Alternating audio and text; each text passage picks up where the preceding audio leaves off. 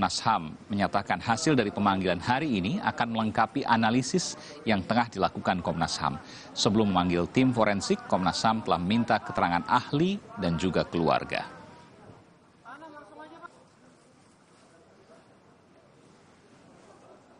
Sampai selesai pertemuan, kami merasa bahwa keterangan dari tim Dokes ini sudah sangat komprehensif.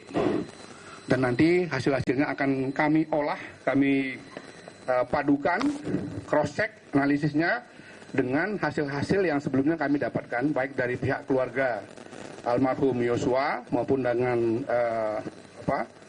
ahli yang kami undang, biasa sebagai pendamping Komnas HAM dalam melakukan pekerjaan-pekerjaannya. Saya tentu menjabarkan arahan Bapak Kapolri bahwa penyidikan ini harus transparan.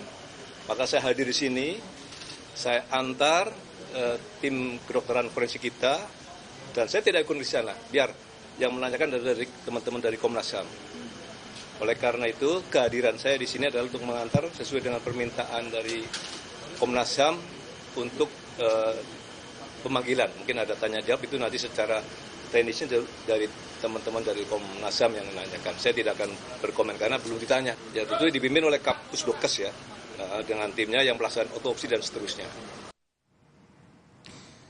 Saat otopsi ulang berlangsung, Saudara, Rabu mendatang keluarga Brigadir Yosua akan dilibatkan dalam proses otopsi. Proses itu mulai dari penggalian makam hingga pendampingan oleh keluarga saat peti jenazah Brigadir Yosua dibuka. Yang kami usulkan dan sudah didata, sudah disampaikan sama pihak kepolisian nama-namanya untuk menggali 5-6 orang. Dan yang membuka peti jenazah nanti di rumah sakit 2 orang, satu dari keluarga kami sendiri, adik ipar saya yang bungsu, 1 orang lagi dari PBB. Itulah persiapan dari kami untuk besok. Untuk informasi lengkapnya, Saudara, kita sudah terhubung dengan Tifal Solesa, jurnalis Kompas TV langsung dari Gedung Komnas HAM di Jakarta. Tifal, apa yang menjadi catatan Komnas HAM dari pemeriksaan dokter dalam kasus penembakan Brigadir Yosua? Dalam pemeriksaan kira-kira dalam 2,5 jam mulai pada pukul 13 waktu Indonesia Barat hingga sekitar pukul 3:30 sore tadi, beberapa poin sudah disampaikan oleh Komisioner Komnas HAM Muhammad Khairul Anam tadi dalam konferensi pers.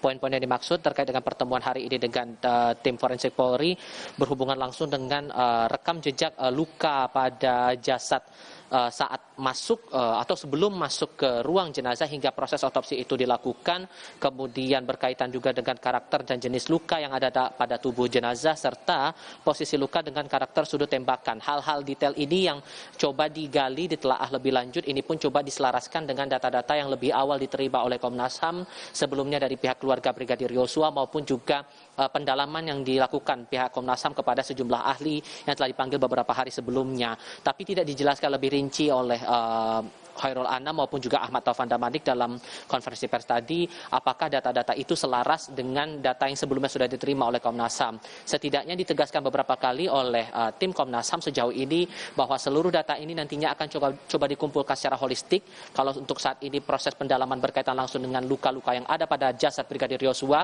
untuk kedepannya akan coba menggali lagi pada sudut-sudut yang lain atau sudut pandang yang lain berkaitan dengan data siber ataupun juga digital forensik dan lain-lain. Setelah semua itu dikumpulkan, baru kemudian Komnas HAM akan menyampaikan secara lebih detail kepada publik hal-hal yang berhubungan langsung dengan insiden polisi tembak polisi ini. Nah, berhubungan langsung dengan agenda berikutnya, bagaimana kemudian proses pemeriksaan lebih lanjut akan dilakukan Komnas HAM untuk esok hari di tanggal 26 Juli 2022. Penegasan dari Khairul Anam dalam keterangan pers dan juga doorstop tadi selepas konferensi pers kepada awak media bahwa untuk proses pendalaman berkenaan dengan luka pada jasad Brigadir Yosua ini diselesaikan terlebih dahulu sampai proses otopsi ulang selesai dilakukan pada hari Rabu di Muaro Jambi, Provinsi Jambi oleh pihak Mabes Polri sesuai dengan permintaan pihak keluarga. Saat itu ada data terbaru, maka kemudian pihak Komnas HAM juga akan mendalami itu lebih lanjut. Nah, sementara untuk esok hari rencananya detailnya sebetulnya tidak esok hari, tapi dalam minggu ini penegasan dari Khairul Anam akan dilakukan pendalaman kepada pihak laboratorium forensik untuk mendalami sejumlah hal. Nah, hal-hal detail ini yang kemudian kami tunggu informasinya dari Komnas HAM yang dijadwalkan pengumuman informasi berkenaan dengan agenda esok hari akan disampaikan jelang malam ini selepas ibadah sholat maghrib nanti. Ini juga akan kami tunggu apa-apa lagi hal-hal yang mungkin akan diperiksa atau didalami oleh Komnas HAM serta siapa-siapa saja yang mungkin akan diperiksa terlebih untuk esok hari di tanggal 26 Juli ini, Aiman. Iya, ada pertanyaan terkait hal ini. Apakah Komnas HAM nantinya akan ikut langsung hadir di otopsi ulang di Jambi yang rencananya akan dilakukan Rabu lusa? Khairul Anam saat bertemu dengan awak media setelah konferensi pers tadi juga sudah menegaskan bahwa proses ekshumasi pada hari Rabu nanti di tanggal 27 Juli akan datang ke Muaro Jambi untuk melihat proses itu. Tapi tidak dijelaskan lagi dalam bentuk detailnya seperti apa, proses apa saja mungkin akan dilakukan Komnas HAM selama proses ekshumasi akan dilakukan pihak Mabes Polri sesuai dengan permintaan keluarga itu.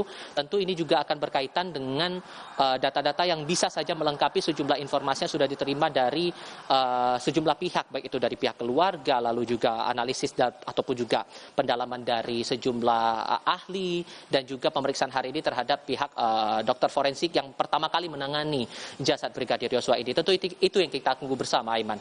Baik, terima kasih. Tifal Solesa melaporkan langsung dari Gedung Komnas HAM di Jakarta. Saudara, polisi berhasil mengungkap kasus penembakan istri anggota TNI di Semarang, Jawa Tengah. Polisi menangkap 4 pelaku di lapangan dan 1 orang penyedia senjata api. Menurut polisi, penembakan ini juga didalangi oleh suami korban, yakni Kopda Muslimin yang masih buron. Kapolda Jawa Tengah, Inspektur Jenderal Polisi Ahmad Lutfi menyebutkan, para pelaku mendapat bayaran 120 juta rupiah. Kapolda Jawa Tengah mengatakan motif penembakan karena Kopda Muslimin punya kekasih lain. Polisi menyebut Kopda M atau Kopda Muslimin sudah merencanakan pembunuhan sejak sebulan yang lalu. Bahkan selain ditembak, korban sudah beberapa kali dicoba dibunuh, total selama 4 kali. Suami korban telah memerintahkan, menyuruh saudara Babi tidak hanya melakukan penembakan. Jadi sebelumnya itu 1 bulan yang lalu, keterangan, ini baru keterangan ya, belum kita cross check. Dia sudah memerintahkan Babi untuk meracun istrinya. Yang kedua, mencuri. Jadi pura-pura mencuri yang jelas targetnya istrinya itu mati. Kemudian yang ketiga, dia menggunakan santet. Tapi belum kita cross check kepada pelaku, suami, karena suaminya masih dalam pencarian. Ini istri TNI yang menjadi korban penembakan masih mendapat perawatan intensif di rumah sakit. Hari ini yang mendapat kunjungan dari Kepala Staf TNI Angkatan Darat, Jenderal TNI Dudung Abdurrahman. Kasat beserta rombongan tiba di Rumah Sakit Dr. Karya di Semarang, Jawa Tengah. Usai menggelar konferensi pers di Polda Jawa Tengah. Kehadiran Kasat untuk menjenguk RW, istri TNI yang menjadi korban penembakan, bahkan di depan anaknya. RW sebelumnya menjalani operasi pengangkatan peluru yang bersarang di bagian perut kirinya di Rumah Sakit Hermina, Banyumanik. Karena kondisi kesehatannya sempat menurun, RW dipindahkan ke Rumah Sakit Dr. Karyadi. Kini RW masih dalam penanganan intensif tim kedokteran. Kepala Staf TNI Angkatan Darat mengucapkan terima kasih yang sebesar-besarnya kepada Rumah Sakit Hermina yang begitu cepat menangani sehingga korban terselamatkan dari percobaan pembunuhan dari pelaku. Begitu juga dari Hermina langsung dirujuk ke Rumah Sakit Karyadi dan tadi saya menerima laporan secara langsung penanganannya begitu serius dengan waktu relatif singkat. Dari kondisi yang menurun saat ini sudah semakin membaik. Kita ke informasi lain, saudara. Sidang kedua kasus kekerasan seksual santriwati dengan terdakwa Muhammad Subhi Asal-Sani alias Mas Beki digelar secara tertutup di Pengadilan Negeri Surabaya, Jawa Timur.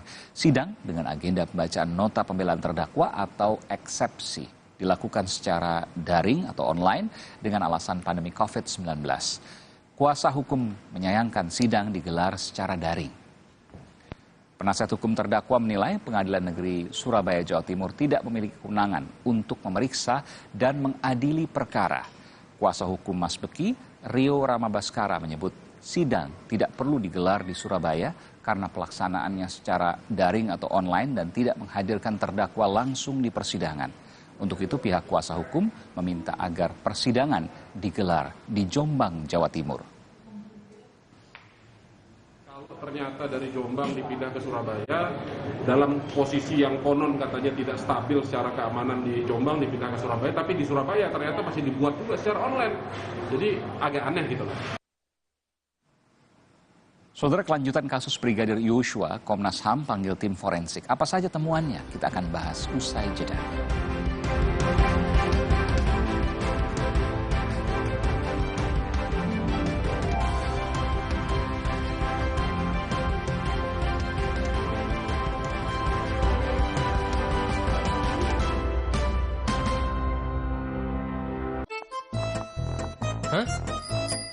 Hai. Ada yang viral nih. Pasti top cappuccino. Aroma dan rasanya khas Itali. Karena milky foamnya lebih tebal, melimpah. Ini baru cappuccino. Crunchy choco milknya perfecto. Delicioso. So Italiano. Enak. Top cappuccino yuk. The Italian taste of cappuccino. Dari Wingsfood. Enak. Aku pikir semua air mineral itu sama. Le mineral itu beda, lebih fresh dari yang lain. Le mineral memang berbeda, mengandung mineral esensial, dikemas menggunakan 3 proteksi berlapis. Segernya. Le mineral. Saat tubuh terasa lemah, tidak fresh, vitamin C biasa tidak cukup. Vitalong C Zinc beda. Dengan time release, diserap bertahap melindungi seharian. Nyaman di lambung. Fitnya standby, lemahnya goodbye. Vitalong C Zinc. Jika kamu minum yang dingin dan terasa ngilu seperti ini, gigi kamu mungkin kehilangan lapisan mineral alami penyebab ngilu pada gigi sensitif. Sensitif Mineral Export by Pepsodent. Terobosan formula terkini, bantu perbaiki 100% area gigi sensitif dengan mineral alami. Meredakan ngilu dan mencegahnya datang kembali. Redakan ngilu dengan mineral alami. Sensitif Mineral Export by Pepsodent.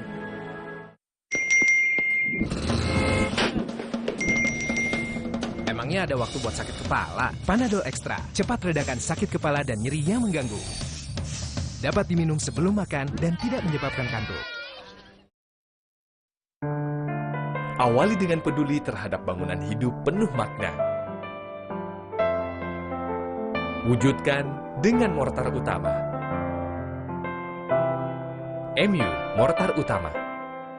Di masa kehamilan, asupan air mineral sangat penting. Harus terjamin kualitasnya. Untuk itu, kita pilih Le Mineral. Galonnya begitu bening, selalu baru. Jadi tenang buat aku dan calon buah hatiku. Galon Le Mineral.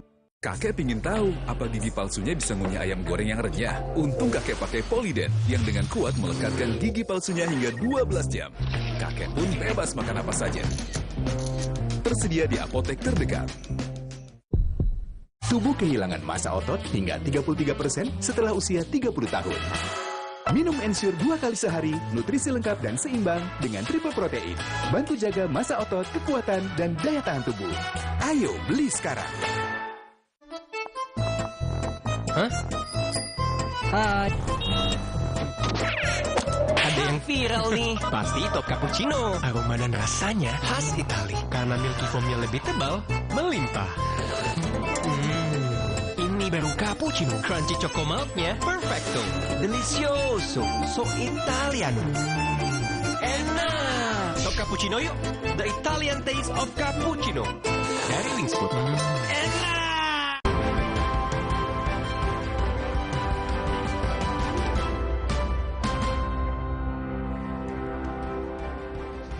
Kembali Sapa Indonesia Malam, Saudara. 2 hari jelang otopsi ulang jenazah Brigadir Yosua, Komnas HAM Senin siang memanggil tim forensik Polri. Hal ini dilakukan untuk membandingkan sejumlah temuan yang telah dimiliki Komnas HAM, termasuk soal foto dan keterangan dari keluarga Brigadir Yosua.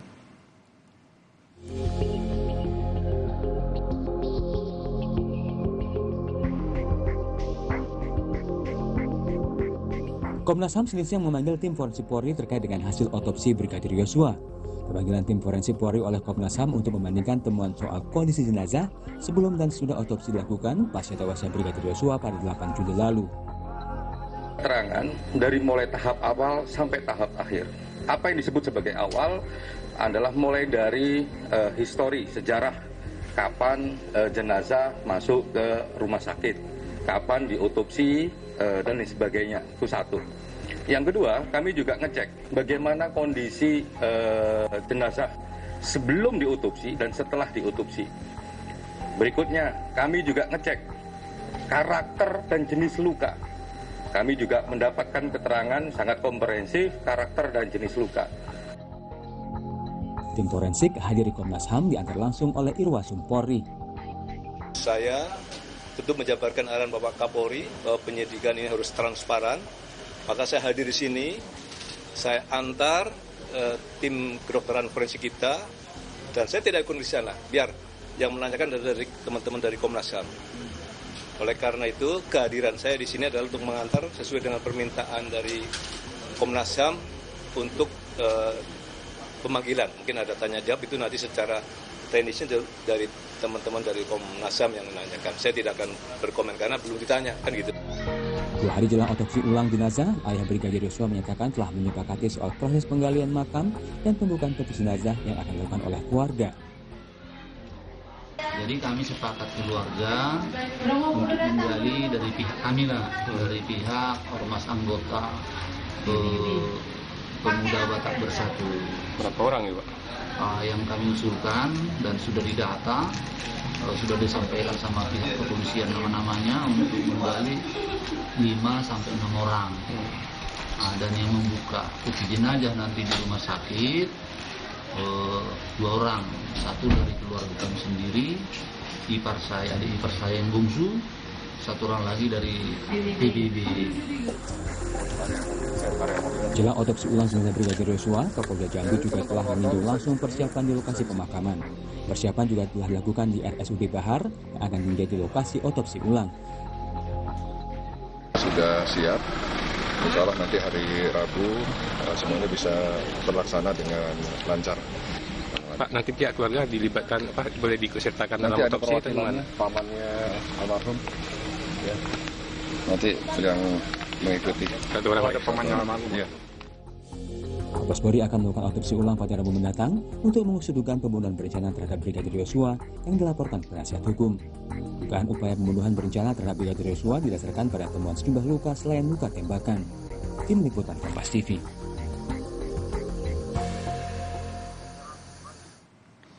Saudara, Komnas HAM telah meminta keterangan tim forensik Polri terkait proses otopsi jenazah Brigadir Yosua. Apa saja temuan yang didapat Komnas HAM? Kami akan bahasnya bersama Ketua Komnas HAM, Ahmad Taufan Damanik, dan juga bersama Ketua Indonesia Police Watch IPW, Sugeng Teguh Santoso. Selamat petang menjelang malam, Bapak-Bapak. Iya. Selamat petang, Pak Aiman. Saya tertarik dengan Komnas HAM yang kemudian berkoordinasi dengan tim dokter forensik Polri. Untuk apa? Pak Ya, kami kan sudah mendapatkan informasi ya, keterangan maupun foto-foto dari pihak keluarga. Ya. Tentu saja dari data-data itu kami cross-check lagi ya kepada tim kedokteran forensik. Yang tadi siang kita panggil ke Komnas HAM, kita undang untuk memberikan keterangan, dan ini juga sebetulnya kesepakatan sejak awal ketika Komnas bertemu pimpinan Polri, kami minta beberapa hal ya. Pertama, akuntabilitas dan transparansi. Kedua adalah soal aksesibilitas ya. Jadi apapun yang kami butuhkan keterangan, data, fakta kami minta harus diberikan. Nah itu kita lakukan tadi, dan mereka datang memberikan keterangan, diantar oleh Pak Irwasum, Kabak Intelkam, dan beberapa pejabat tinggi lain termasuk Kadif Humas. Setelah itu kita berhadapan langsung dengan Dokesnya. Tim Dokes dipimpin oleh pimpinannya Pak Arianto, Pak Nyoman, dan satu lagi tadi lupa saya namanya, dengan tim dokternya. Ya. Dokter yang melakukan otopsi itu kita panggil semua dan kita mintai keterangan. Oke, untuk apa? Boleh kemudian informasikan ke publik? Oh ya, tentu saja untuk mengetahui penyebab kematian. Kan gitu. Oke. Juga luka-luka yang selama ini timbul kan di masyarakat. Ya. Penjelasan Polri di awal itu seperti apa, kemudian terjadi kontroversi, perdebatan di publik, dan itu harus kita jawab ya. Kami juga berkomunikasi, maksud saya di kontak oleh pihak kepresidenan ya, melalui beberapa menterinya untuk secara serius melakukan konfirmasi untuk mencari sebetulnya kepastian dari peristiwa ini. Kematiannya karena apa, siapa pelakunya, motifnya apa, itu juga diingatkan oleh Istana untuk Komnas membantu membuka seterang-terangnya. Itu tentu Pak Simain. Iya, saya mau wawancara eksklusif juga. Iya, saya mau wawancara eksklusif juga hari ini, nanti akan tayang pukul 8:30 malam di Kompas TV. Keluarga dari Brigadir Yosua, yakni ayah dan ibunya yang belum pernah kemudian diwawancara sebelumnya. Dan saya mendapati sejumlah luka yang sejauh ini belum pernah diungkapkan sebelumnya di media. Saya ingin tanya, karena tadi Komnas HAM juga sempat berbincang mendapatkan data dari tim forensik yang pertama kali melakukan otopsi. Apakah betul ada sejumlah luka lain yang belum pernah diungkapkan sebelumnya selama ini di media? Tadi dari mereka kan paparkan ya bagaimana kondisi jenazah sebelum diotopsi. Ya. Keseluruhannya itu melalui foto-foto yang sudah mereka ambil ya sebelum itu. Kemudian setelah diotopsi ya, seperti apa. Ada beberapa hal misalnya yang selama ini saya kasih contoh aja ya, ada kontroversi atau perbedaan pendapat di antara keluarga dengan pihak kepolisian. Misalnya ada luka di kaki. Betul. Tanya tadi, ini luka di kaki ini ada apa? Kan gitu. Nah, menurut keterangan dari mereka, ini adalah proses mereka untuk formalin, ya. Memberikan formalin, suntikan formalin karena sudah jadi jenazah. Kalau orang masih sudah meninggal, ya tentu tidak pembuluh darahnya tidak bekerja lagi, maka dibutuhkan satu goresan itu sayatan untuk kemudian disuntikkan. Itu argumen mereka. Okay. Kami akan cross check lagi pada ahli kami. Kemarin ahli kami sudah kami panggil. Tapi yang soal ini kami belum tanya, apa benar ada prosedur seperti itu. Sementara keterangan mereka begitu. Contoh saja Mas Iman, ada berapa pendapat-pendapat yang satu pihak dengan pihak lain yang berbeda. Tentu kami perlu mengklarifikasi itu dengan memanggil semua pihak, dan kami punya satu pendapat ahli kami sendiri yang nanti akan memberikan pendapat pembanding ya dari dua atau berapa pihak yang katakanlah berbeda satu dengan lainnya itu. Oke, ini disebutkan luka di bagian kaki yang sempat juga tersebar, yang dikatakan sebelumnya luka sayatan, tapi dikatakan oleh dokter forensik, misalnya satu hal tadi yang dikatakan, Bung Taufan, ada luka ketika memasukkan cairan formalin untuk pengawetan. Ya. Kita akan tanyakan lagi pada pendapat ahli kami. Kami punya ahli yang kami sudah datangkan ke Komnas HAM.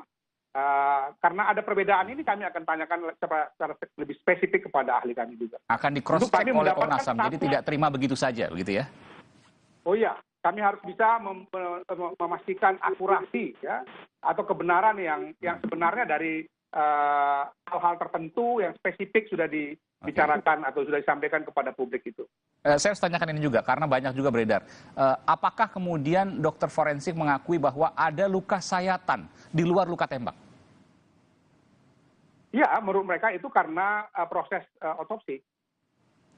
Jadi luka sayatan seperti yang kemudian dikatakan oleh pihak keluarga, misalnya di bagian wajah, ada di hidung, ada di bibir, ada di bawah mata, itu luka sayatan yang disebutkan karena penembakan atau luka sayatan karena senjata tajam?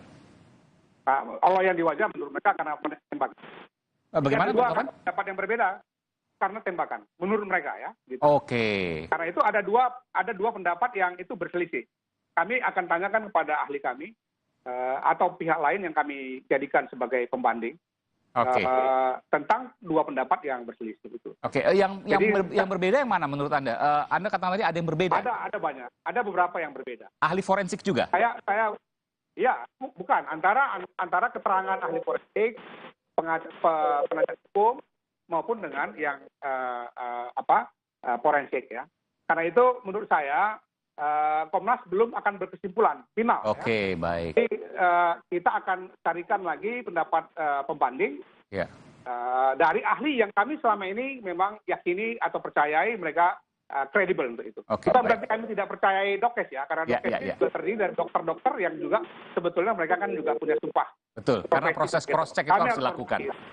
Betul. Ya, tapi Bung Tovan, artinya kalau boleh saya simpulkan bahwa apa yang dikatakan dokter forensik yang ditemui oleh Komnas HAM tadi sama kesimpulannya dengan apa yang disampaikan oleh Kapolres Jakarta Selatan Budi Herdi Susianto beberapa waktu lalu. Saya nggak terlalu mengikuti ya yang disampaikan oleh Saudara Budi. Ya. Tapi yang jelas begitu ada kontroversi ini, kemudian juga ada berapa kali kontak dengan pihak Mabes Polri, dari pihak Istana. Bagi kami adalah sangat penting untuk memastikan fakta-fakta, informasi, data itu seakurat mungkin. Karena itu kami untuk kasus ini kami sangat berhati-hati untuk menyampaikan kesimpulan karena kami tidak mau menambah keruhnya suasana. Karena kalau kita baca media dan macam-macam, media sosial juga kan, itu macam-macam lah ya, Mas Aiman ya. Saya nggak mau Komnas kemudian juga menambahkan keriuh rendahan. Berbagai itu berdasarkan hal yang sifatnya ahli, nanti akan di cross check, tidak percaya begitu saja meskipun tadi disampaikan oleh pihak tim dokter forensik di tahap awal dengan tidak ada fakta mereka ya. Ya, ini harus dicek Dengan cross check. fakta mereka yang komprehensif, kronologis semua mereka sampaikan. Dan tentu kami juga harus menghormati etika profesi mereka sebagai dokter. Baik, tetapi tidak ada. sekali lagi saya katakan, dalam SOP kerja Komnas HAM harus kita cari juga pendapat pembandingnya untuk sekali lagi saya katakan supaya akurasinya benar-benar bisa dipercaya oleh semua pihak. Iya. Ya, saya harus simpulkan lagi berarti tidak ada luka sayatan berdasarkan tim forensik pertama kali yang mengotopsi. Tidak ada luka sayatan, semuanya adalah luka tembak. Kalau ada luka sayatan itu adalah luka sayatan untuk formalin. Meskipun di wajah agak susah juga saya bayangkan formalin di wajah ya. Oh enggak, bukan. Yang di kaki tadi. Yang di kaki. Kalau di wajah ada luka sayatan tentu tadi sempat ditanyakan juga. Nanti kita akan bahas karena kita harus mendengarkan kumandang azan maghrib dulu untuk wilayah DKI Jakarta dan sekitarnya. Saya akan kembali nanti ke Bung Tovan saat setelah kumandang azan berikut ini.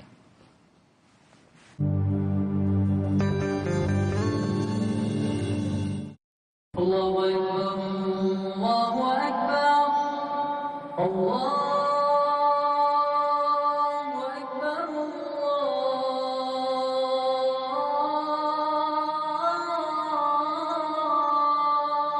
Allahu Akbar.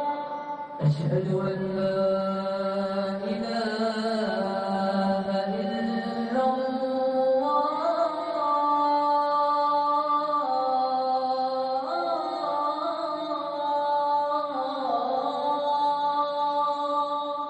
Asyhadu an la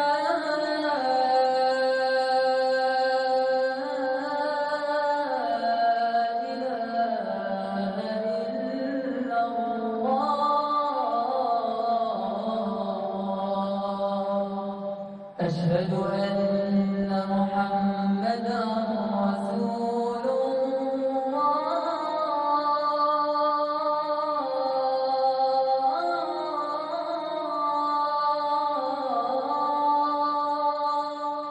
أشهد أن محمدا رسول الله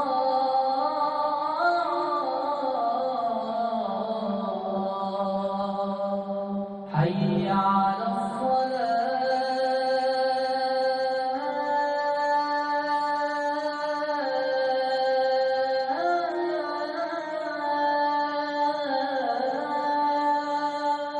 حي على الصلاة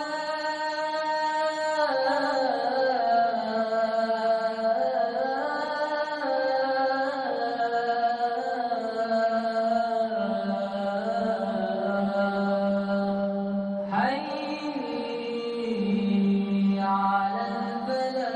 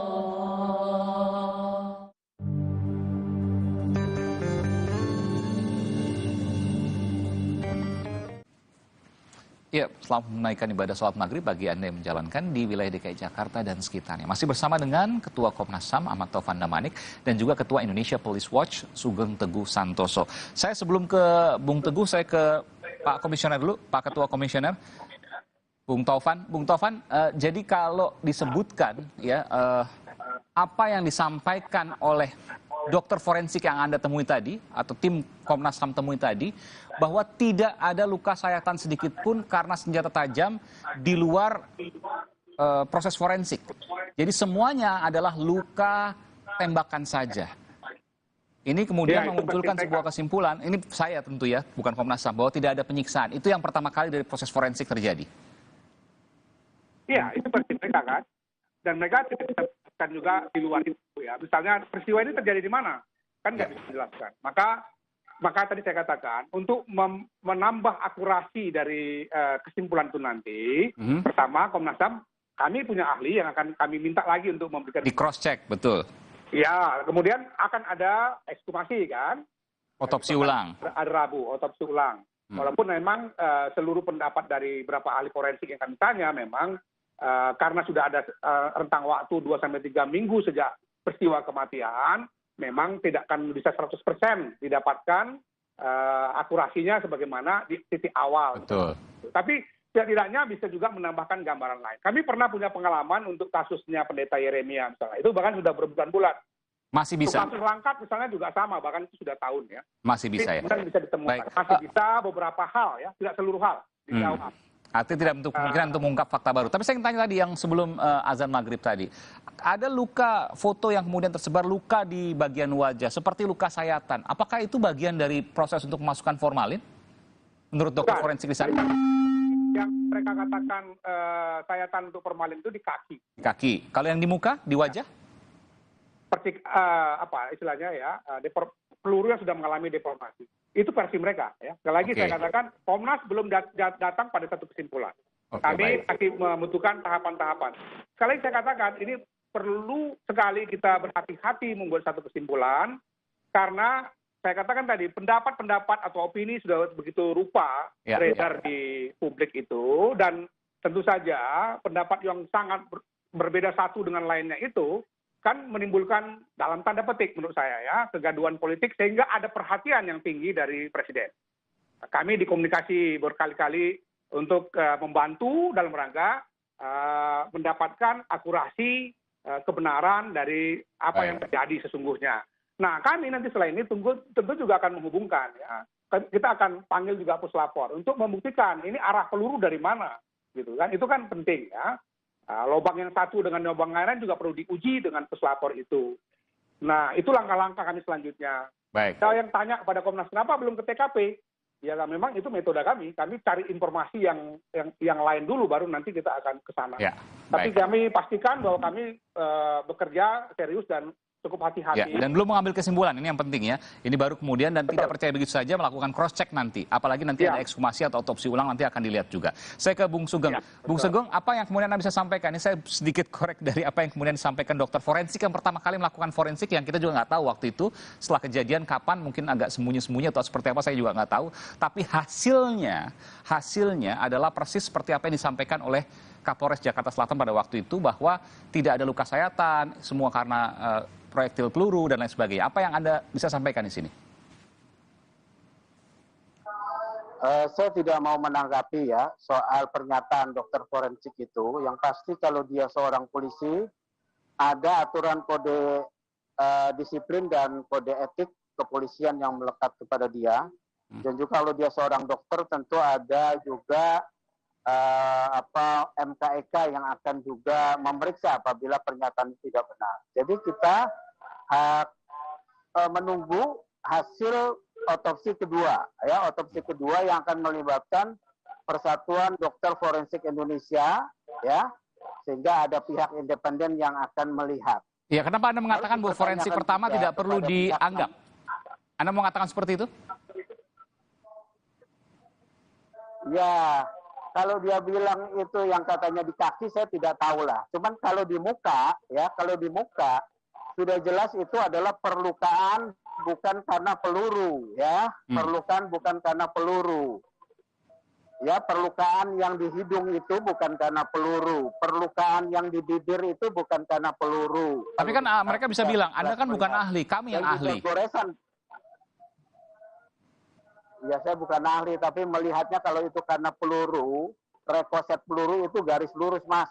Ya, garis lurus. Sementara bibir atas itu tidak kena, bibir bawah yang kena kanan kalau tidak salah. Kemudian hidung itu daun hidung yang kanan yang kena. Ya. Oke, Mas Teguh? Terputus ini Mas Teguh? Mas Teguh? Iya. Jadi sangat diharapkan nanti ekshumasi atau otopsi ulang yang kedua akan dilakukan, Mas Teguh. Dan ini kemudian akan didapatkan fakta sesungguhnya. Apakah Anda yakin meskipun tadi katakanlah kasus pendeta Yeremia misalnya yang kemudian sudah berbulan-bulan masih bisa kemudian diambil sebuah kesimpulan. Ini sudah sekitar 2 minggu lebih ya, 2,5 minggu. Apakah bisa nanti kemudian diambil sebuah kesimpulan yang sahih? Bung Teguh? Iya. Baik, nanti saya akan coba untuk menyampaikan kembali. Tapi ada keraguan-raguan dari Indonesia Police Watch terkait dengan pernyataan dari dokter forensik yang pertama kali memforensik jenazah Brigadir Yosua. Oleh karena itu ada dilakukan forensik kedua atau ekshumasi. Iya, Bung Teguh sudah bisa bergabung? Iya. Iya. Iya, sudah. Jadi kita harapkan saja nanti pada otopsi kedua ya, karena sebab kematian seseorang itu harus berangkat dari hasil otopsi. Perlu ditanyakan juga kepada pemeriksaan pertama, apakah mereka melakukan olah TKP dan melakukan forensik fotografi atas lokasi harusnya ada itu. Jenazah itu ditemukan. Ya harusnya ada. Itu adalah standar penyidikan. Ketika jenazah ditemukan masih baru dilakukan fotografi forensik pada lokasi ya. Baik, Bung Teguh, berarti kalau semua ini kemudian Anda dapatkan, ini artinya boleh nggak dikatakan ini betul-betul sembunyi-sembunyi, olah TKP pertama kali nggak jelas, garis polisi juga tidak dipasang, lalu kemudian forensiknya juga tiba-tiba ada belakangan baru diketahui, diberitahukan, kemudian juga foto forensiknya juga tidak jelas. Apa yang bisa Anda simpulkan di sini? Apa? Kita memaknai saja pernyataan Presiden, jangan ditutup-tutupi, ya. Presiden sudah bicara itu, jangan ditutup-tutupi, ya. Jangan usut transparan, diusut tuntas, ya. Transparan itu sebetulnya sudah satu suara yang disampaikan kepada pihak kepolisian. Kalian jangan main-main, ya. Jadi seperti itu, jangan main-main karena wilayah penyidikan ini wilayah tertutup. Kalian mau main-main. Gitu loh. Ini akan terbuka. Kalau sudah terbuka tidak sesuai dengan yang pertama, ternyata hasil forensik berbeda. Ini ada potensi obstruction of justice secara masif dan sistematis ini. Periksa semuanya dan kenakan pidana. Kalau menurut saya begitu. Ya. Oke, baik. Ini ada konsekuensi hukum yang bisa terjadi jika hasilnya berbeda jauh begitu ya dengan hasil forensik pertama. Iya. Baik. Semua satu baris itu harus diperiksa. Gitu. Baik, terima kasih Bung Sugeng Teguh dari Ketua Indonesia Police Watch (IPW) dan juga Ketua Komnas HAM Hak Asasi Manusia, Komisi Nasional Hak Asasi Manusia, Bung Taufan Damanik. Terima kasih Bung Taufan. Tentu ini bukan sebuah kesimpulan sekali lagi dari Komnas HAM, tapi Komnas HAM juga tidak percaya begitu saja, akan melakukan cross check atau cek ulang terkait dengan apa yang terjadi dari peristiwa hari Jumat 8 Juli lalu, di mana ada seorang polisi Brigadir Yosua yang tewas misterius. Terima kasih, selamat malam Bapak-Bapak, sehat selalu. Saudara, polisi dan TNI masih memburu Kopda Muslimin yang diduga otak penembakan di Semarang, Jawa Tengah. Benarkah motif percobaan pembunuhan ini adalah cinta segitiga? Kita akan bahas usai jeda.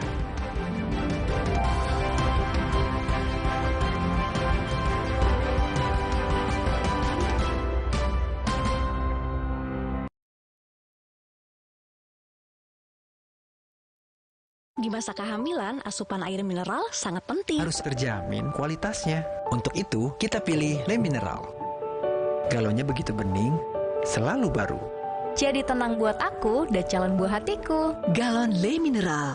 Ini Kalsel, salah satu kuliner otentiknya ada di Indomie Soto Banjar Limau Kuit. Gurih kuahnya endes, tapi limau kuitnya seger. Indomie Soto Banjar Limau Kuit, gurih segar kuah limaunya, nyaman banget. Kakek pingin tahu apa gigi palsunya bisa ngunyah ayam goreng yang renyah. Untung kakek pakai Poliden yang dengan kuat melekatkan gigi palsunya hingga 12 jam. Kakek pun bebas makan apa saja. Tersedia di apotek terdekat. Ibu, cacingan dapat menyebabkan stunting. Stunting adalah kondisi gagal tumbuh anak akibat penyerapan gizi yang terhambat. Cegah cacingan dengan minum obat cacing 2 kali dalam setahun. Aku pikir semua air mineral itu sama. Le mineral itu beda, lebih fresh dari yang lain. Le mineral memang berbeda, mengandung mineral esensial, dikemas menggunakan 3 proteksi berlapis. Segernya. Le mineral. Aku gak akan nyerah meskipun gerah dan keringat menggangguku. Karena Dettol Cool, perlindungan 12 jam dengan sensasi cool 5 derajat. Segarnya bikin aku unstoppable. Berani, taklukkan panasmu. Hah? Hai.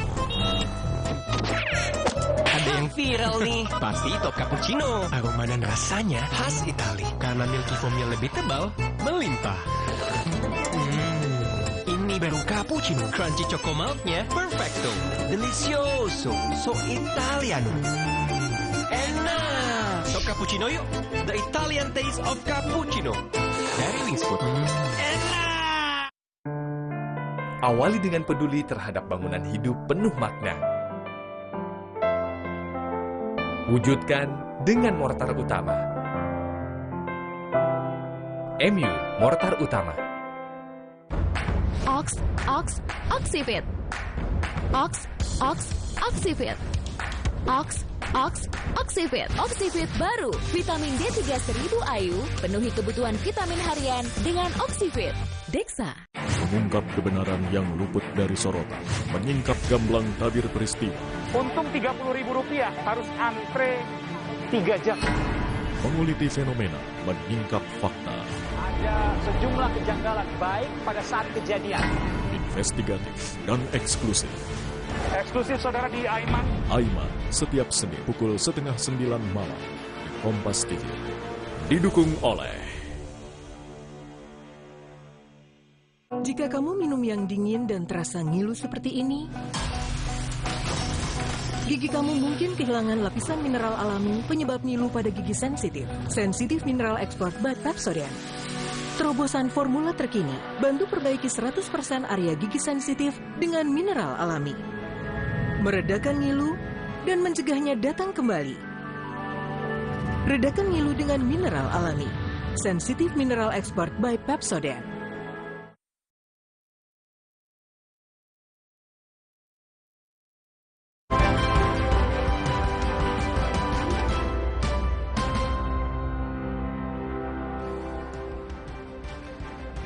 Saudara, dalam waktu 1 pekan, polisi berhasil mengungkap kasus penembakan istri TNI di kota Semarang, Jawa Tengah. Polisi dan TNI hingga kini masih memburu suami korban, Kopda Muslimin, yang diduga otak penembakan. Polisi menyebut motif percobaan pembunuhan ini adalah cinta segitiga. Tim gabungan polisi dan TNI berhasil mengungkap kasus penembakan istri anggota TNI di kota Semarang, Jawa Tengah dalam waktu seminggu. 5 orang tersangka berhasil ditangkap. Terdiri dari 4 orang eksekutor lapangan dan 1 penyedia senjata api. Polisi dan TNI masih memburu Kopda Muslimin, suami korban yang diduga menjadi otak penembakan. Kapolda Jawa Tengah, Irjen Ahmad Lutfi mengungkap, dari keterangan salah seorang eksekutor, dalam 1 bulan, Kopda Muslimin telah 4 kali memerintah untuk membunuh istrinya, yaitu dengan meracuni, kemudian lewat upaya pencurian, santet, dan terakhir penembakan. Korban yang diduga ini masih dalam pencarian kita untuk segera menyerahkan diri sebelum kita tim melakukan tindakan tegas kepada yang bersangkutan. Dari salah satu pelaku yang sudah kita periksa bahwa suami korban telah memerintahkan, menyuruh saudara Babi tidak hanya melakukan penembakan. Jadi sebelumnya itu 1 bulan yang lalu, keterangan, ini baru keterangan ya, belum kita cross check. Dia sudah memerintahkan Babi untuk meracun istrinya. Yang kedua, mencuri. Jadi pura-pura mencuri yang jelas targetnya istrinya itu mati. Kemudian yang ketiga, dia menggunakan santet. Tapi belum kita cross check kepada suami karena suaminya masih dalam pencarian. Kapolda Jawa Tengah menyebut, usai penembakan, suami korban memberi uang 120 juta rupiah kepada para eksekutor. 300 meter dari rumah sakit diberikan uang 120 juta sebagai bahan kompensasi dan telah dibagi oleh para pelaku. Polisi menyatakan motif penembakan suami korban memiliki kekasih lagi. Motif tersebut terungkap dari keterangan salah seorang saksi, yaitu kekasih tersangka. Motifnya punya pacar lagi. Jadi ada 8 saksi yang kita periksa, di antaranya saksi W, itu pacarnya. Para tersangka dikenakan pasal percobaan pembunuhan berencana dengan ancaman hukuman mati atau seumur hidup. Tindak pidana percobaan pembunuhan berencana sebagaimana dimaksud pasal 340 Junto 53 KUHP dengan ancaman hukuman mati atau penjara seumur hidup atau paling lama 20 tahun. Atas pengungkapan kasus ini, Kepala Staf TNI Angkatan Darat, Jenderal Dudung Abdurrahman, memberikan penghargaan pada 50 polisi dan 24 anggota TNI. Kasat memerintahkan agar Kopda Muslimin segera ditangkap. Saya sudah perintahkan Pangdam dengan koordinasi dengan Kapolda agar segera, bahkan saya datangkan dan Puspom, Asintel sini, mungkin yang bersangkutan tidak ada lagi di Jawa Tengah, bisa tempat lain, sehingga segera untuk dilakukan pencarian secara cepat. Sebelumnya, polisi mengungkap kronologi penembakan berdasarkan rekaman CCTV. Kasus penembakan terjadi pada 18 Juli 2022. Diawali 4 pelaku yang mengendarai 2 sepeda motor memantau rumah korban pada jam 11.35 waktu Indonesia bagian Barat. Kemudian jam 11.47, korban pulang ke rumah usai menjemput anaknya sekolah. 2 pelaku kemudian mengikuti korban dan menembak 1 kali. Tembakan pertama tak membuat korban roboh. Pelaku kemudian berbalik arah dan menembak korban untuk kedua kalinya. Korban sempat melawan dan memeluk anaknya sebelum masuk ke rumah. Usai menjenguk di Rumah Sakit Umum Pusat Dr. Karyadi Semarang, Kepala Staf TNI Angkatan Darat Jenderal Dudung Abdurrahman menjelaskan, saat ini kondisi korban sudah membaik pasca operasi, meskipun masih dipasang ventilator. Tim Liputan, Kompas TV, Kota Semarang, Jawa Tengah.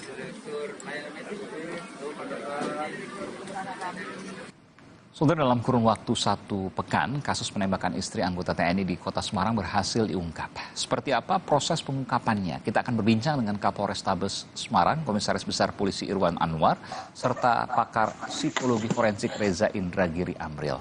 Selamat malam Bapak-Bapak, sehat selalu. Selamat malam. Selamat malam, Assalamualaikum. Saya ke Pak Kapolrestabes dulu, Pak Bung Irwan. Pak Kombes Irwan. Bung Irwan, Pak Kapolrestabes, jadi 4 kali disebutkan meskipun belum di cross check ya, karena baru pengakuan dari korban. Akan dicoba dibunuh oleh sang suami. Betul demikian?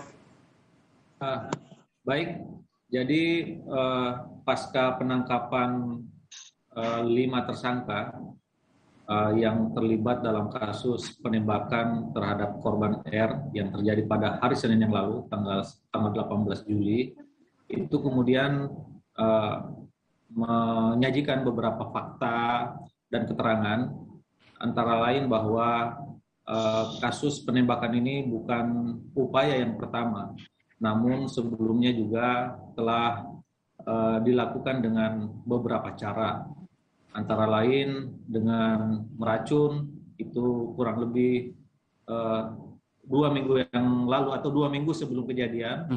Kemudian 1 bulan sebelum kejadian juga ada upaya dengan cara seolah-olah melakukan pencurian, namun targetnya adalah membunuh istri yang saat itu ada di dalam rumah. Cara lain juga dilakukan dengan menyantet. Jadi ini bukan upaya yang pertama. Dan menyantet itu tujuannya membunuh maksudnya ya? Betul. Tujuannya untuk menghilangkan nyawa istri yang bersangkutan. Baik. Tentu banyak pertanyaan awam. Agak janggal ini motifnya. Kenapa? Karena kalau seandainya dia punya pacar yang lain gitu ya, kenapa nggak tidak diceraikan saja istrinya dan kemudian ia menikah dengan pacar yang lain? Ini kan sederhananya seperti itu. Adakah kemudian polisi sudah mendapatkan soal dugaan motif yang janggal ini? Kenapa harus membunuh istrinya? Ya, dalam keadaan normal ya mungkin begitu. Ketika mempunyai idaman lain, ya istri mungkin cerai atau tambah istrinya, kira-kira begitu. Ya. Tetapi dalam kasus ini lebih spesifik, mungkin agak khusus. Kami belum bisa memberikan penjelasan tentang itu, tetapi mungkin juga misalnya kalau istri masih hidup, mungkin dia dalam hal ini Kopda Muslimin tidak bisa menguasai seluruh harta, misalnya begitu, atau mungkin dengan alasan lain misalnya. Tetapi nanti ini lambat atau cepat atau lambat pasti akan terkuak. Baik, saya juga mendapat informasi begini, saya informasi kepada Pak Kapolres Tabes. Betulkah yang bersangkutan, yang buronan ini, Kopda M atau Kopda Muslimin ini, ia adalah bandar judi togel? Terkait dengan itu nanti kita kan tergabung dalam tim gabungan. Jadi kami dalam porsi menangani para pelaku sipil dan semua sudah kita tangkap dan sudah kita amankan. Kemudian sarana kejahatannya juga kita sudah sita. Kemudian hasil, jadi ini kan pembunuh bayaran.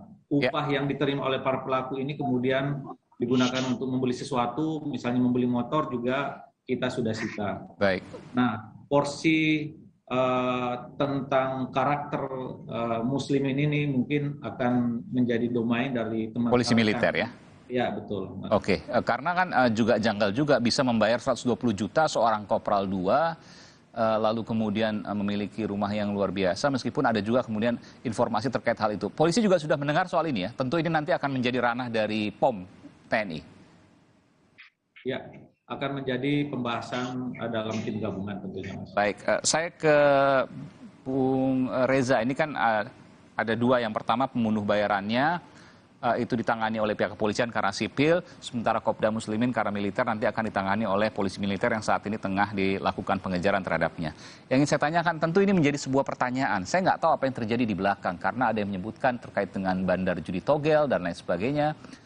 Kenapa kalau seandainya, pertanyaan saya sederhana ya, kenapa kalau seandainya mau katakanlah ada wanita idaman lain, lalu kemudian tidak menceraikan, malah memilih untuk membunuh istri pertamanya? Ini sebuah hal yang janggal menurut Anda, Bung Reza? Janggal atau tidaknya akan sangat ditentukan sepanjang kita berhasil mengungkap secara pasti motif dibalik aksi pembunuhan berencana ini. Kalau kita bicara pembunuhan berencana, misalnya itu ada dua motif yang dominan. Apakah itu motif emosional ataukah motif instrumental? Kalau motif emosional, maka relevan kiranya bagi kita bicara tentang asmara, cinta segitiga, dan seterusnya. Tapi kalau kita bicara tentang motif instrumental, maka kita bicara tentang harta, bicara tentang misalnya jabatan, karir, dan seterusnya, tidak ada sangkut pautnya dengan suasana hati manusia. Jadi itu menurut saya pintu masuk yang perlu kita buka untuk memastikan apakah ternyata memilih untuk menghabisi pasangan adalah sebuah pilihan kejahatan yang wajar atau tidak wajar. Bahkan menghabisinya itu di depan anaknya sendiri. Tentu ini kan di luar logika, betul ya Bung Reza ya? Kalau kena anaknya bagaimana? Begitu kan? Itu pikiran yang menurut saya awam pasti akan berpikir seperti itu. Setiap pelaku kejahatan yang rasional pasti di dalam kepalanya akan menghitung 4 unsur secara simultan. Target, insentif, sumber daya, dan resiko. Nah, 4 atau 5 orang ya, eksekutor di lapangan itulah yang secara teknis harus melakukan kalkulasi tersebut. Di mana gerangan aksi itu akan dilancarkan, resiko apa yang harus mereka hindari, insentif apa yang harus mereka bisa capai, dengan sumber daya seperti apa kejahatan itu akan dilakukan, dan targetnya siapa gerangan agar tidak terjadi salah sasaran. Nah, mari kita berasumsi saja bahwa agar hukumannya maksimal ya, kita asumsikan saja bahwa kalkulasi terhadap target, insentif, resiko, dan sumber daya itu sudah dilakukan secara maksimal pula. Saya mendapat informasi Pak Kapolres Tabes, Bung Irwan, bahwa pada saat eksekusi berlangsung, Kopda M yang mengomandoi terkait dengan penembakan itu. Ketika misalnya ditembak sekali, lalu kemudian tidak mengenai, Kopda M mengatakan bahwa harus ditembak lagi. Seperti apa sesungguhnya soal ini? Ya, baik Mas.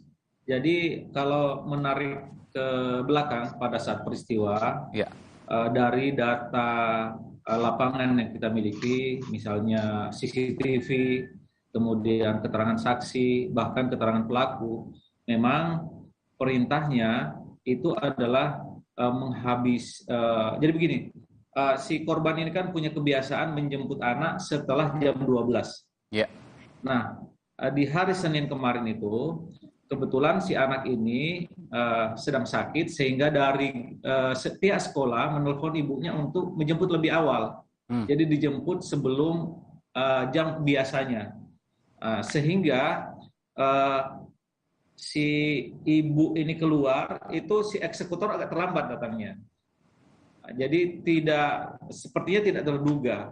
Makanya kemudian dia dapat perintah itu, cepat, istri saya sudah mau keluar. Nah, mereka kemudian para pelaku ini kemudian sepertinya artinya si Kopda M itu ada di lokasi dekat kejadian saat eksekusi terjadi. Ya, betul. Jadi Koptu M itu berada di lantai 2 rumah. Oh, ini Koptu ya, bukan Kopda ya? Ya, Kopda ya, kurang lebih lah, Mas. Oh, oke. Baik.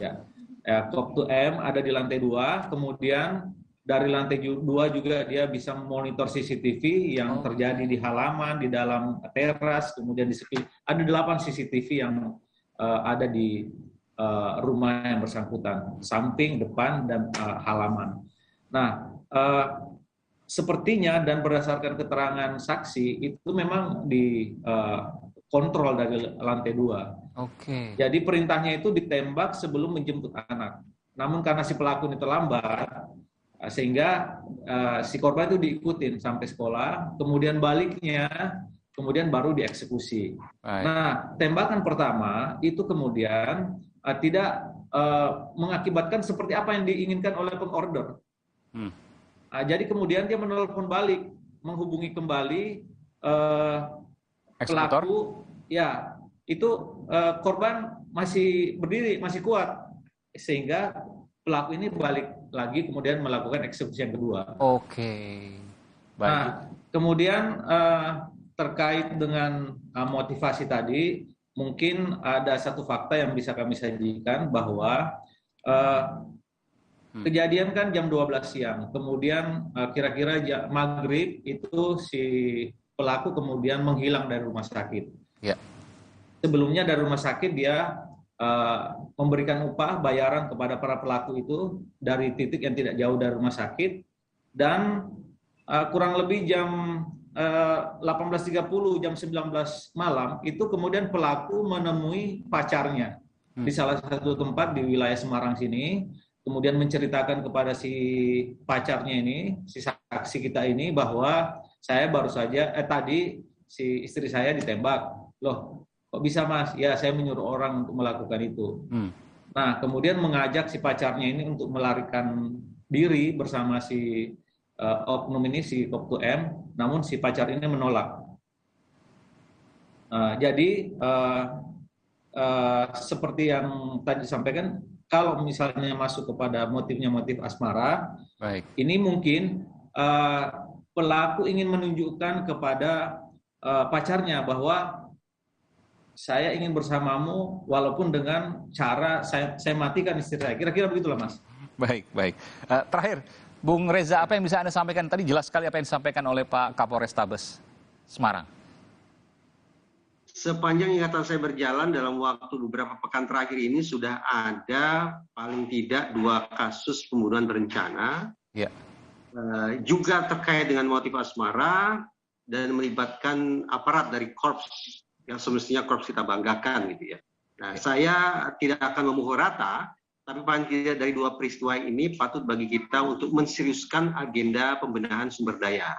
Apakah ada masalah demoralisasi di kalangan personil yang harus dibenahi? Apakah ada kesulitan dalam memecahkan stres terkait dengan pekerjaan? Intinya adalah masalah kesehatan, masalah stabilitas kerja, dan tentu saja termasuk masalah kesejahteraan, ternyata tetap perlu mendapatkan atensi yang serius pada waktu-waktu belakangan ini. Baik. Baik, terakhir Pak Kapolres Tabes, ini kan pasalnya pembunuhan berencana tapi kemudian tidak sampai meninggal korbannya. Jadi pasal apa yang dikenakan kepada para eksekutor ini?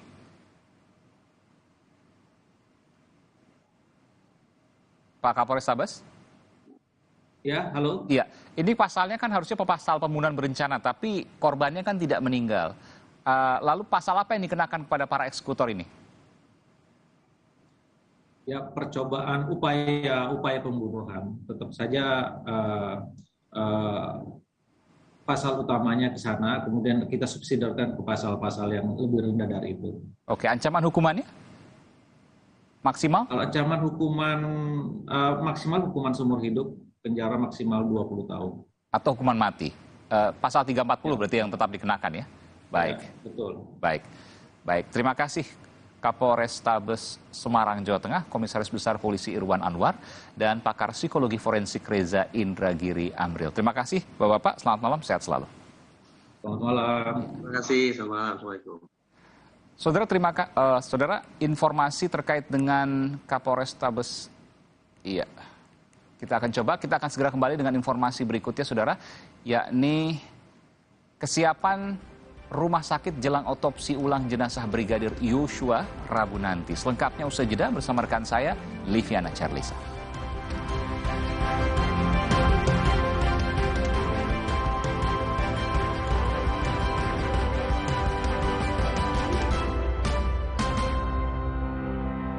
Betasol Sweetener, bantu kontrol gula darah. Pemanis alami, 0 kalori. Ganti gula dengan Diabetasol Sweetener.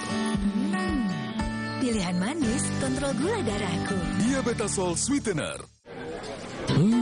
Kilaf sama makanan. Gue sih sering banget. Terus ya nyesel banget sih. Habis makan langsung Benekol. Planstanol esternya hajar kolesterol dari makanan yang habis kita makan. Nutrif Benekol. Cara enak turunkan kolesterol.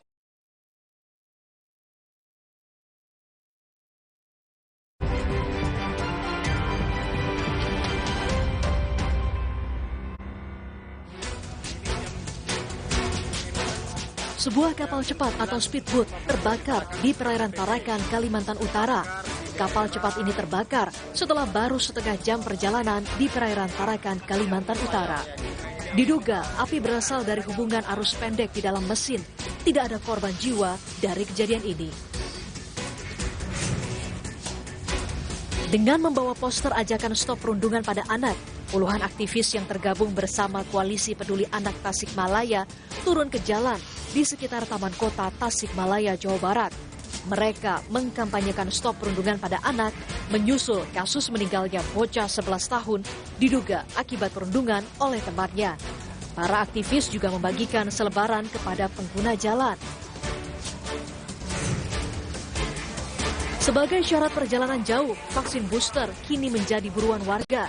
Di Kabupaten Madiun, Jawa Timur, warga antusias mengikuti vaksinasi booster yang berhadiah minyak goreng. Setidaknya 60 hingga 100 dosis vaksin diberikan kepada warga pada setiap pelaksanaan vaksinasi.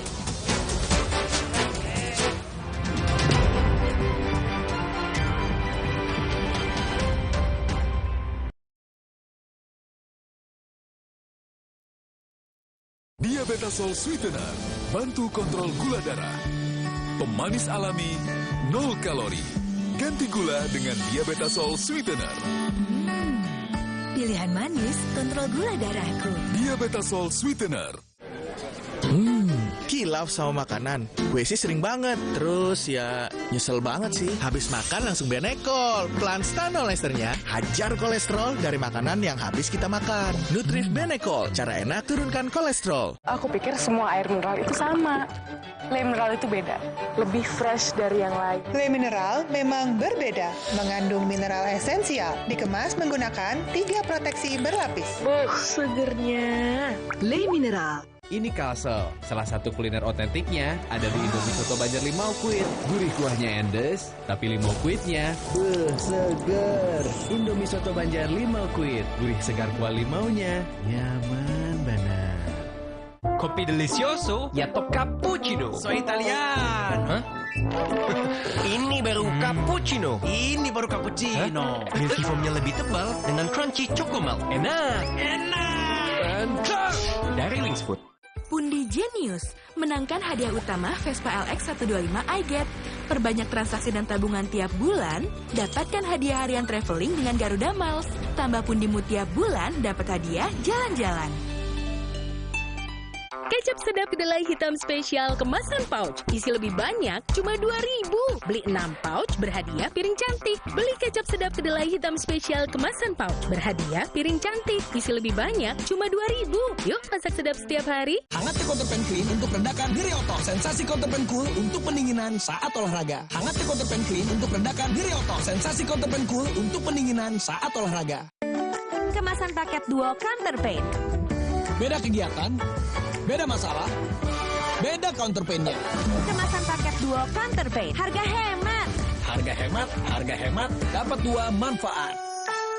Hangat Counterpan Clean untuk redakan nyeri otot. Sensasi Counterpan Cool untuk pendinginan saat olahraga. Hydro Coco. Why choose Hydro Coco? Healthy, taste good. Rasakan manfaat air kelapa asli untuk bantu jaga imun tubuh. We choose Hydro Coco. Real coconut water. Hai, tahukah Anda? Cuma Entrasol yang tinggi serat dan mengandung ekstrak buah zaitun. Bantu jaga kesehatan jantungku. Rendah laktosanya bikin nyaman di perutku. Entrasol. Awali hari dengan Nuvo.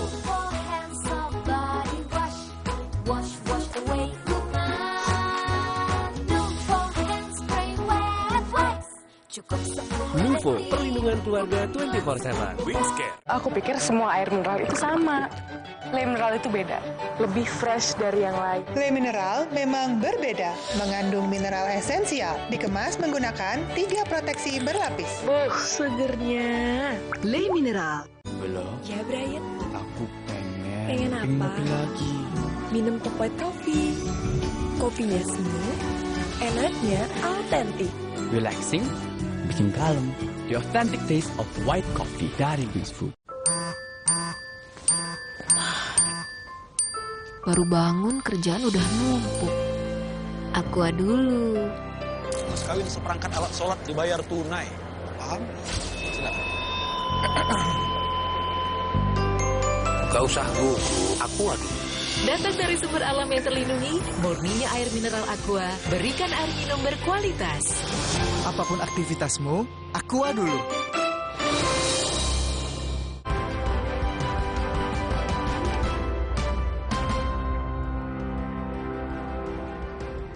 Anda kembali bersama kami di Sapa Indonesia Malam. Saudara, 2 hari jelang otopsi ulang jenazah Brigadir Yosua, Komnas HAM Senin siang memanggil tim forensik Polri.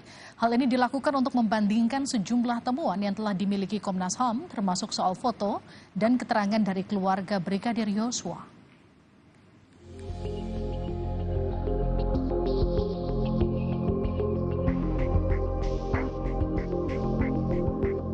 Komnas HAM Senin siang memanggil tim forensik Polri terkait dengan hasil otopsi Brigadir Yosua.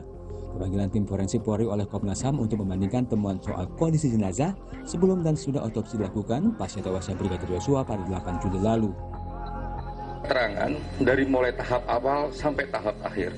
Apa yang disebut sebagai awal adalah mulai dari histori, sejarah, kapan jenazah masuk ke rumah sakit, kapan diotopsi, dan lain sebagainya. Itu satu.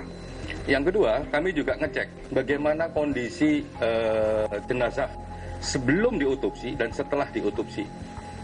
Berikutnya, kami juga ngecek karakter dan jenis luka. Kami juga mendapatkan keterangan sangat komprehensif karakter dan jenis luka. Tim forensik hadir di Komnas HAM diantar langsung oleh Irwasum Polri. Saya tentu menjabarkan arahan Bapak Kapolri bahwa penyidikan ini harus transparan. Maka saya hadir di sini, saya antar tim kedokteran forensik kita, dan saya tidak ikut di sana, biar yang menanyakan dari teman-teman dari Komnas HAM. Oleh karena itu, kehadiran saya di sini adalah untuk mengantar sesuai dengan permintaan dari Komnas HAM untuk pemanggilan. Mungkin ada tanya jawab, itu nanti secara teknisnya dari teman-teman dari Komnas HAM yang menanyakan. Saya tidak akan berkomen karena belum ditanya, kan gitu. 2 hari jelang otopsi ulang jenazah, ayah Brigadir Yosua menyatakan telah menyepakati soal proses penggalian makam dan pembukaan peti jenazah yang akan dilakukan oleh keluarga. Jadi kami sepakat keluarga untuk menggali dari pihak kami lah, dari pihak ormas anggota Pemuda Batak Bersatu. Berapa orang ya Pak? Yang kami usulkan dan sudah didata, sudah disampaikan sama pihak kepolisian nama-namanya untuk menggali 5 sampai 6 orang. Dan yang membuka peti jenazah nanti di rumah sakit 2 orang, satu dari keluarga kami sendiri, adik ipar saya yang bungsu, 1 orang lagi dari PBB.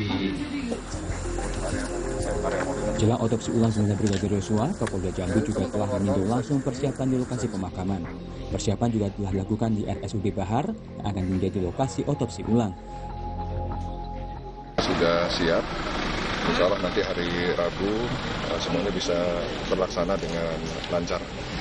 Pak, nanti pihak keluarga dilibatkan, boleh diikutsertakan dalam otopsi atau gimana? Pamannya almarhum, ya.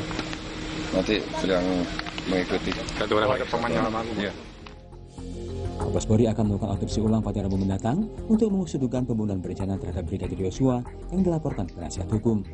Dugaan upaya pembunuhan berencana terhadap Brigadir Yosua didasarkan pada temuan sejumlah luka selain luka tembakan.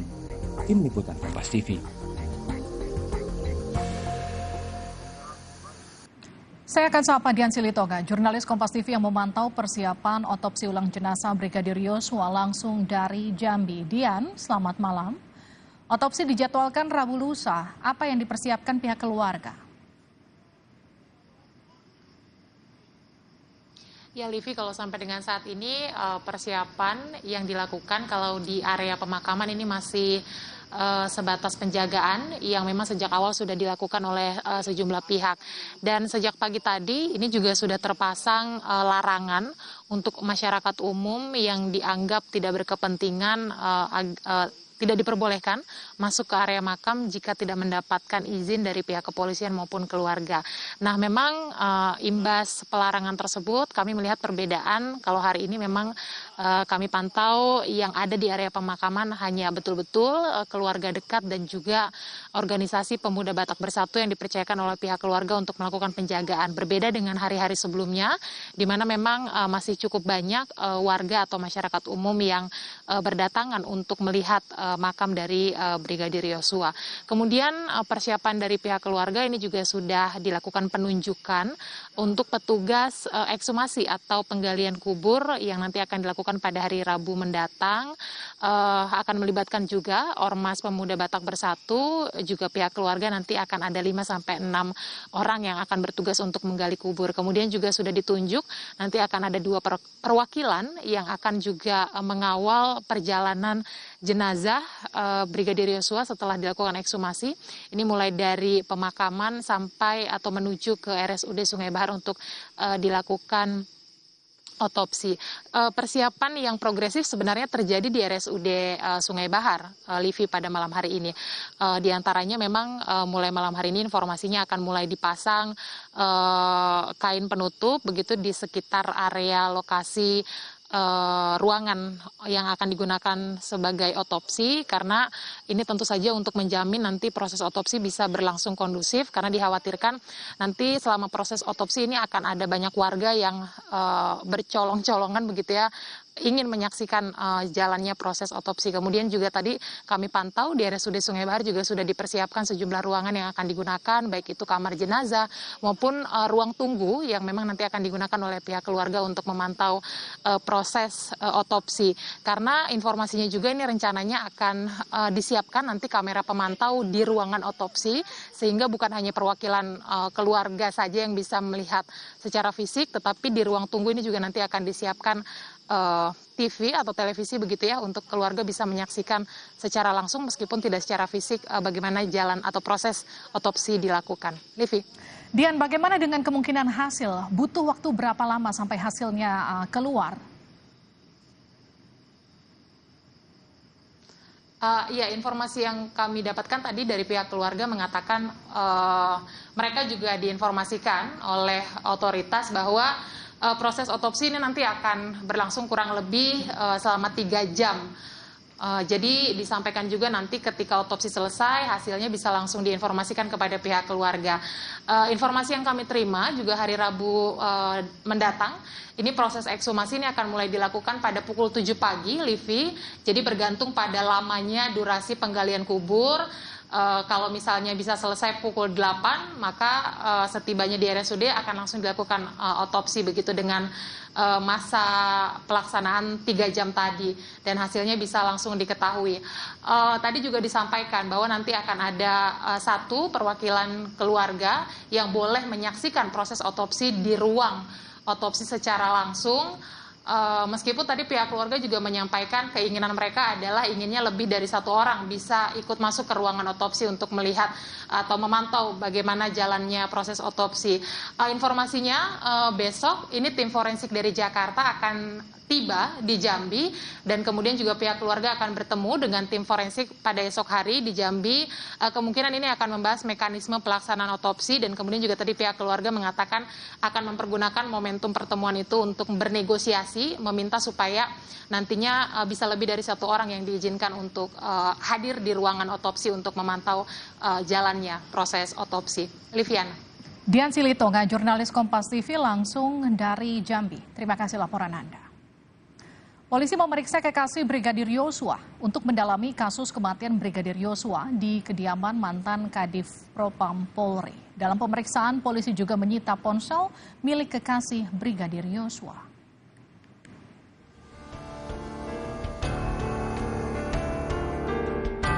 Polisi memanggil kekasih Brigadir Yosua, Vera Simanjuntak, untuk mendalami kasus kematian Brigadir Yosua.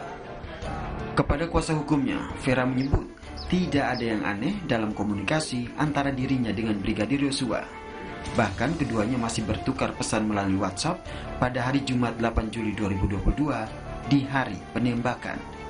Tidak ada tanda-tanda, artinya cuma sebatas nanya kabar di mana, lagi ngapain. Tapi pada hari itu masih tanya-tanya kabar Bang ya, sebelum kejadian Bang? Iya masih dalam situasi biasa-biasa. Kapan terakhirnya Bang? Hari kejadian Bang, Jumat Bang ya? Yang terakhir chattingan atau komunikasi dengan Brigadir J kapan Pak Veranya?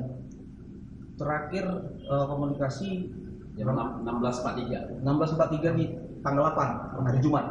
Oh 16.43 masih komunikasi ya? Belum tentu, jadi gini, kita nggak tahu kapan meninggalnya ya. Jadi maksudnya gini teman-teman wartawan, kalau menurut dari info yang kita dapat itu jam 17 itu kan belum tahu. Makanya kita lakukan otopsi. Supaya apa? Ahli bisa menentukan kapan dan berapa lama dia sudah meninggal. Kuasa hukum menilai otopsi korban perlu dilakukan untuk mengetahui waktu pasti kematian korban. Apalagi muncul dugaan pengancaman yang diterima Brigadir Yosua sebelum ia tewas. Kepada sang kekasih, Brigadir Yosua bercerita bahwa dirinya menerima sejumlah ancaman di pekan terakhir sebelum meninggal dunia.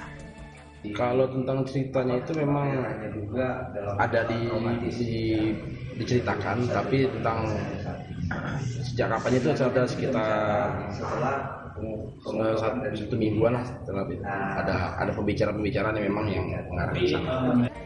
8 tahun menjalin hubungan, Brigadir Yosua dan Vera Simanjuntak berencana akan menikah pada bulan Januari mendatang. Namun rencana tersebut kandas di tengah jalan.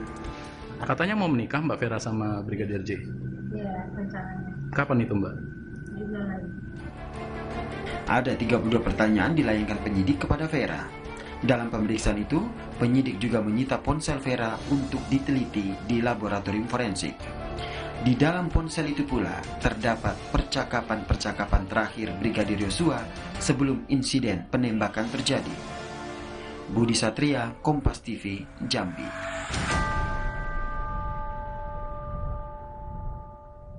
Saudara, kematian Brigadir Yosua masih menyisakan misteri. Awalnya dikatakan melecehkan istri komandan, lalu terjadi tembak-menembak. Akhirnya dinyatakan meninggal belakangan. Namun terkuak kejanggalan yang semakin tajam. Aiman wawancarai ayah dan ibu Brigadir Yosua. Saksikan Aiman malam ini pukul 8:30 malam. Eksklusif hanya untuk Anda.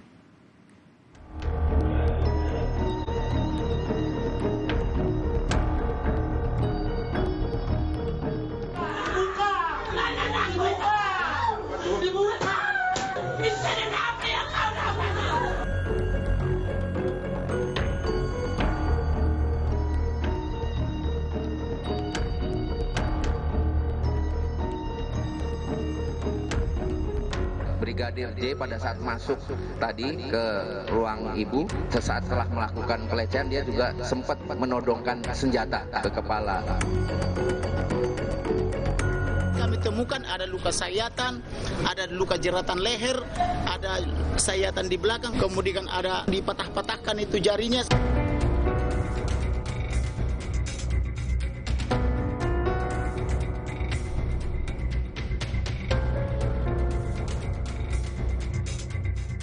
Dan saudara, setelah 2 jam perjalanan, saya tiba di Kabupaten Muaro, Jambi. Rumah dari keluarga almarhum Brigadir Yosua, ayah dan ibunya ada di dalam. Karena ibunya merupakan guru sekolah dasar di sini. Pada waktu peti datang itu di sini ya Bu ya? Iya. Ibu waktu itu sempat lihat juga? Ada saya.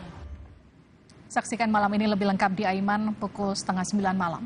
Kita ke informasi lain, Saudara. Komisi Pemberantasan Korupsi KPK secara bertahap akan memasukkan Mardani Maming dalam daftar pencarian orang atau DPO setelah tidak menemukan Maming di apartemennya. Hari ini KPK menggeledah apartemen Maming sebagai upaya menjemput paksa terhadap Maming yang jadi tersangka dugaan korupsi izin usaha pertambangan di Tanah Bumbu, Kalimantan Selatan. Terhadap tersangka yang tidak kooperatif, tentu sesuai dengan hukum acara pidana, KPK dapat melakukan jemput paksa dan kemudian secara bertahap juga dapat menerbitkan daftar pencarian orang atau DPO yang kemudian kami publikasikan secara terbuka kepada khalayak. Saudara, KPK tidak menemukan Mardani Maming saat menggeledah apartemen milik tersangka dugaan korupsi izin usaha pertambangan di Tanah Bumbu, Kalimantan Selatan. Penggeledahan sebagai bagian dari upaya jemput paksa terhadap Mardani Maming yang mangkir dari panggilan KPK. Bagaimana perkembangan terbarunya? Kita akan sapa jurnalis Kompas TV Cindy Permadi. Cindy, jadi dari penggeledahan tim KPK tidak menemukan Mardani Maming. Tadi apa saja yang didapat KPK dari penggeledahan di apartemen Maming? Ya Livi, tadi ini juga yang kami tanyakan kepada PLT juru bicara KPK. Apakah ada barang-barang yang ditemukan oleh tim penyidik kemudian dibawa sebagai barang bukti? Mengingat juga sebenarnya sudah pernah penggeledahan di apartemen di kawasan Jakarta Pusat ini dilakukan.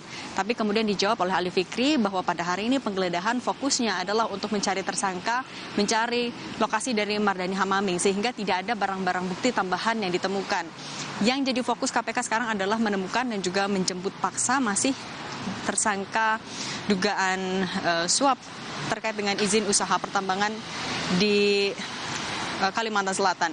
Nah, terkait juga dengan barang bukti sebenarnya sudah ada beberapa, Livi, yang sudah dikantongi oleh polisi. Ini juga jadi bekal oleh KPK, maksud kami, menjadi bekal oleh KPK untuk menaikkan status Mardani Maming menjadi tersangka. Misalnya, dari barang bukti ada sekitar 129 dokumen yang sudah dimiliki oleh KPK, kemudian juga sudah memeriksa 18 orang saksi, yang dari hasil pemeriksaan itu kemudian ditemukan adanya indikasi aliran dana yang janggal, bahwa aliran dana yang diterima oleh Mardani Maming ketika masih menjabat sebagai bupati tidak digunakan untuk terkait dengan bisnis tapi untuk kepentingan pribadi.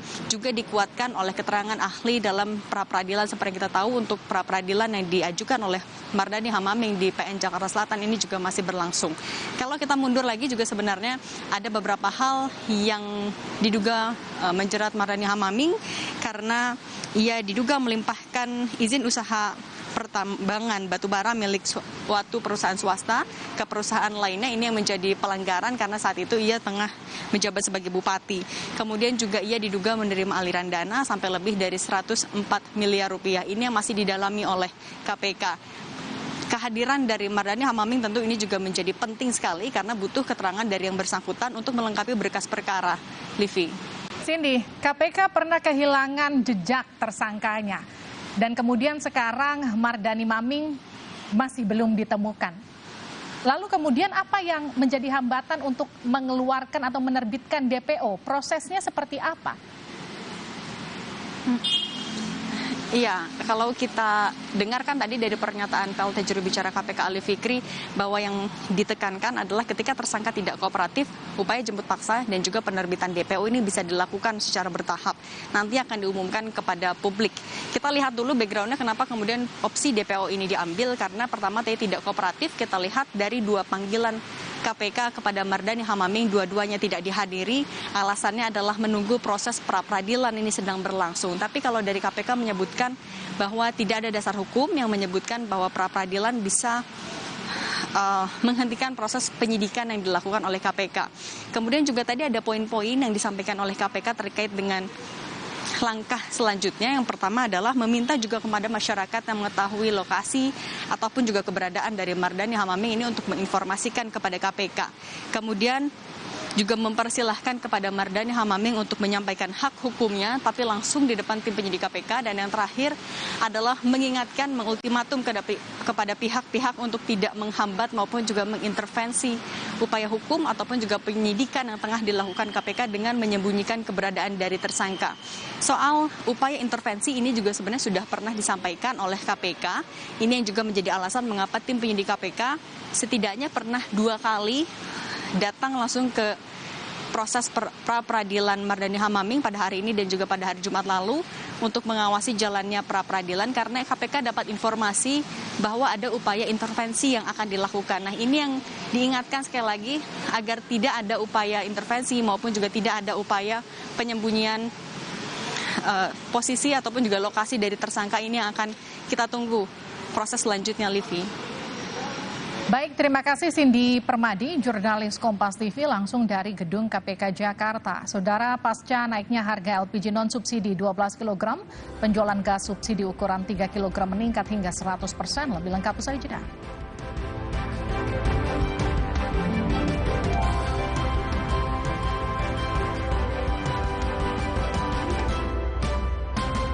Ingin bisnis kadang tidak dapat dihindari.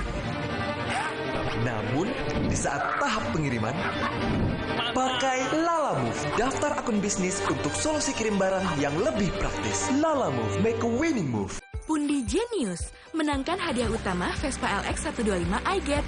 Perbanyak transaksi dan tabungan tiap bulan, dapatkan hadiah harian traveling dengan Garuda Miles. Tambah pundimu tiap bulan, dapat hadiah jalan-jalan. Kecap sedap kedelai hitam spesial kemasan pouch. Isi lebih banyak, cuma 2.000.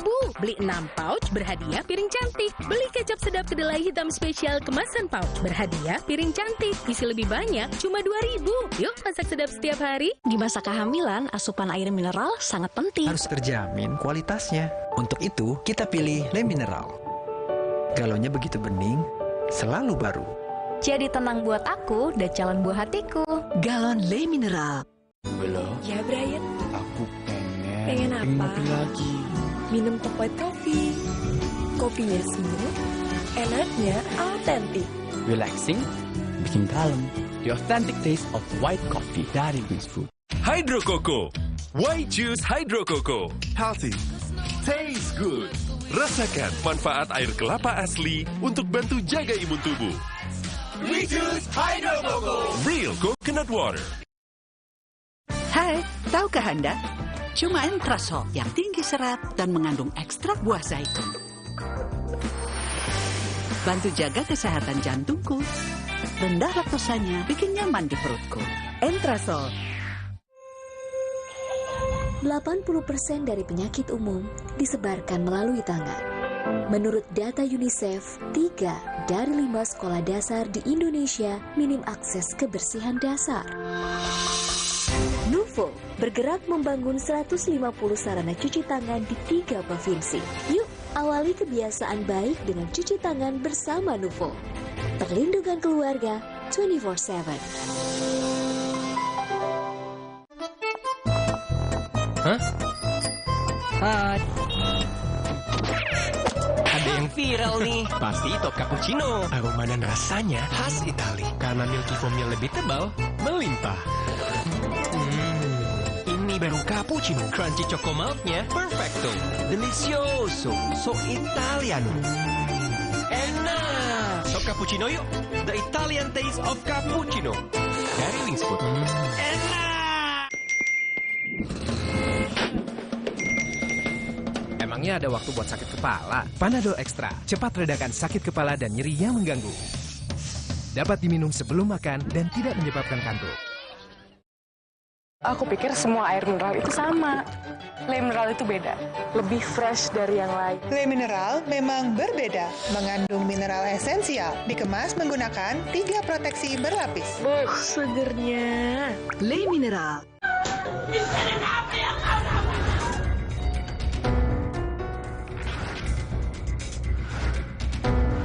Setelah 2 jam perjalanan, saya tiba di Kabupaten Muaro Jambi, rumah dari keluarga almarhum Brigadir Yosua. Ayah dan ibunya ada di dalam karena ibunya merupakan guru sekolah dasar di sini. Jadi saya menjerit, kok tembakannya kok sesah di sini. Sudah saya buka kancingnya dua, nampaklah di sebelah kanan ini lubang. Oke. Ini tembak-tembakan apa disiksa? Kenapa Bapak bilang begitu? Ya, penjaranya harus betul-betul ditangkap dan diberikan hukuman yang selayak-layaknya. Aiman, eksklusif, Senin 25 Juli, pukul 8:30 malam di Kompas TV. Kompas Update dipersembahkan oleh Diabetasol. Anda menyaksikan Kompas Update pukul 19 waktu Indonesia Barat. Saya Liviana Charlisa. Lahan seluas 3 hektar yang ditumbuhi pepohonan dan ilalang di Karawang, Jawa Barat terbakar. Diduga api timbul akibat suhu panas kemarau. Kepulan asap tebal menyelimuti lahan seluas 3 hektar di Kabupaten Karawang, Jawa Barat. Kebakaran lahan yang ditumbuhi pepohonan terus menjalar bahkan sempat ke sebuah restoran di sekitar lahan. Berkat kesigapan petugas damkar, api yang membakar restoran dapat dipadamkan. Selain menggunakan air, sejumlah warga juga membantu pemadaman menggunakan kayu.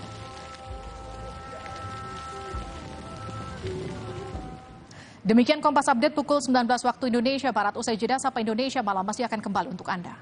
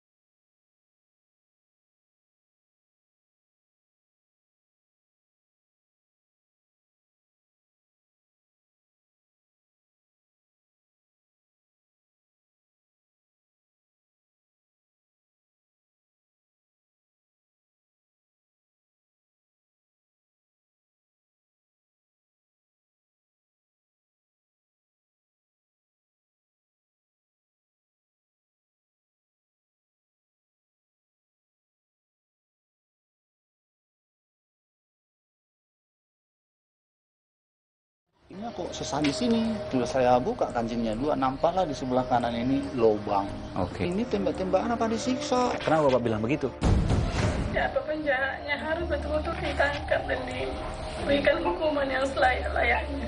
Aiman, eksklusif, Senin 25 Juli, pukul 8:30 malam di Kompas TV.